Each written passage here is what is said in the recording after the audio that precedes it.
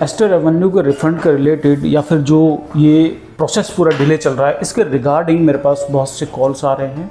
साथ ही साथ बहुत से लोग मेरे को यूट्यूब पे, इंस्टा पे मैसेज कर रहे हैं कि आपका क्या एफ़र्ट है। बहुत से अप्रिशिएट भी कर रहे हैं कि मैंने बहुत अच्छा किया है, तो थैंक यू वेरी मच जो अप्रिशिएट कर रहे हैं। और साथ में बहुत से लोगों के क्वेश्चन ये हैं कि मेरे को कुछ ना कुछ फ़ायदा है इसलिए मैं ये काम कर रहा हूँ।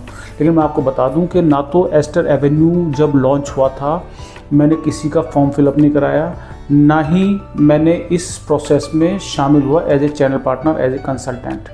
सिर्फ मैंने देखा कि लोग परेशान हैं, इस वजह से मैं इस जो पूरे प्रोसेस में मैं कूदा हूँ लोगों की हेल्प करने के लिए। जिनको नहीं पता कि मैंने एफ़र्ट क्या करे हैं मैं वो बता देता हूँ। सबसे पहले तो मैंने 1300 से ज़्यादा लोगों की एक कम्युनिटी क्रिएट करी है जो कि डायरेक्टली मेरे से जुड़े हुए हैं और आपस में नॉलेज शेयरिंग करते हैं कि अभी लेटेस्ट क्या चल रहा है। दूसरी चीज़, वीडियोस के थ्रू मैंने सबको कम्युनिकेट किया है कि लेटेस्ट क्या अपडेट है इस पूरे एस्टर एवेन्यू के प्रकरण में।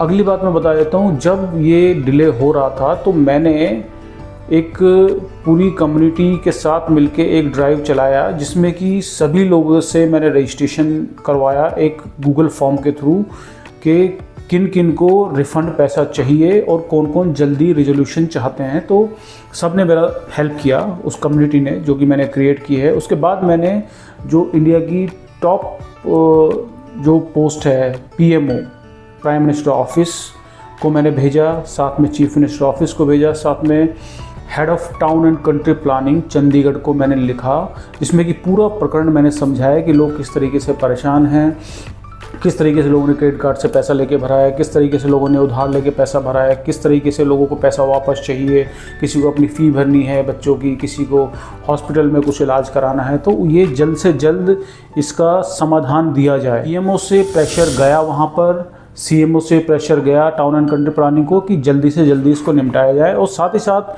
कोर्ट का फैसला भी आ गया, उस कोर्ट ने जो है डिस्पोज ऑफ कर दिया इस केस को, क्योंकि उनमें से 3 से 4 लोगों ने डाल दिया था कि जो ड्रॉ है वही कंसिडर किया जाना चाहिए। उसके बाद इन्वेस्टिगेशन रिपोर्ट गई जल्द से जल्द। वैसे तो डिले हो गया था, बट जब प्रेशर आया ऊपर से तो उन्होंने जल्द से जल्द रिपोर्ट पेश करी कोर्ट में। और उसमें साफ ये बताया गया था कि लगभग 2200 ही लोग ऐसे थे जिनका कि कंप्यूटर ने ड्रॉ में कंसिडर किया था, बाकी वो कंसिडर किया नहीं गया। अब क्वेश्चन आता है कि और मैंने क्या किया। अभी कुछ दिन पहले मैं वॉलंटियर्स को लेके टाउन एंड कंट्री प्लानिंग के ऑफिस गुड़गांव में जाके मिला। वहाँ पे भी कम से कम 20 मिनट डिस्कशन हुआ जो असिस्टेंट टाउन प्लानर थी उनके साथ। और डिस्कशन में यही मुद्दा रखा गया कि इसमें 2 कैटेगरी बन चुकी है। पहली कैटेगरी है जिनको कि ड्रॉ में रहना है चाहे वो डिले हो। दूसरी कैटेगरी है कि उनको इस एस्टर एवेन्यू के ड्रॉ सिस्टम में या फ्लैट उनको चाहिए नहीं, सिर्फ और सिर्फ उनको रिफ़ंड चाहिए। तो अभी जो हम मिले उसमें सिर्फ 5 या 6 लोग थे।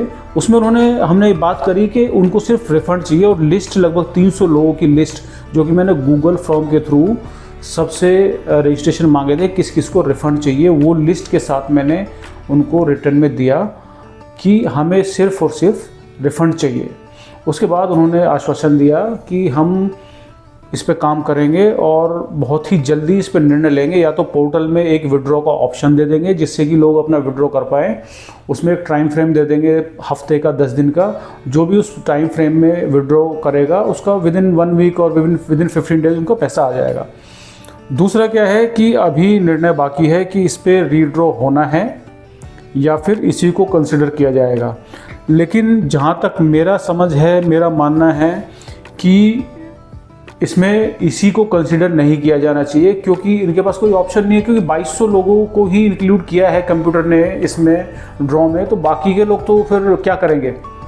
तो ये रीड्रॉ होना मेरे हिसाब से तय है, रीड्रॉ ज़रूर होगा इसका।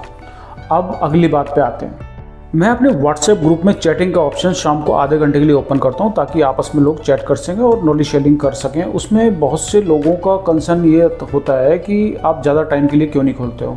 ज़्यादा टाइम के लिए इसलिए नहीं खोलता हूँ क्योंकि फालतू की चीज़ें उसमें स्टार्ट हो जाती है, आपस में लोग बहसबाजी शुरू करते हैं। इसलिए सिर्फ आधे घंटे के लिए ओपन करता हूँ ताकि जो रेलेवेंट इन्फॉर्मेशन है वो शेयर की जा सके। अब बात आती है बहुत से जो मैसेज है वो देखने में आता है कि वो कहते हैं कि आप लोग चलो सब टीसीपी ऑफिस चलते हैं, वहाँ पे हंगामा करते हैं, वहाँ पे धरना देंगे, वहाँ पे और भी बहुत सी चीज़ें करेंगे। तो बाकी सभी को एक नॉलेज में मैं डाल देना चाहता हूँ कि आज से कम 20 दिन पहले मैंने एक ड्राइव चलाया था कि हम सब लोग टीसीपी ऑफिस चलेंगे, जिसमें कि लगभग 1000 लोगों में से सिर्फ मेरे पास नॉमिनेशंस 100 से 150 बंदों के आए।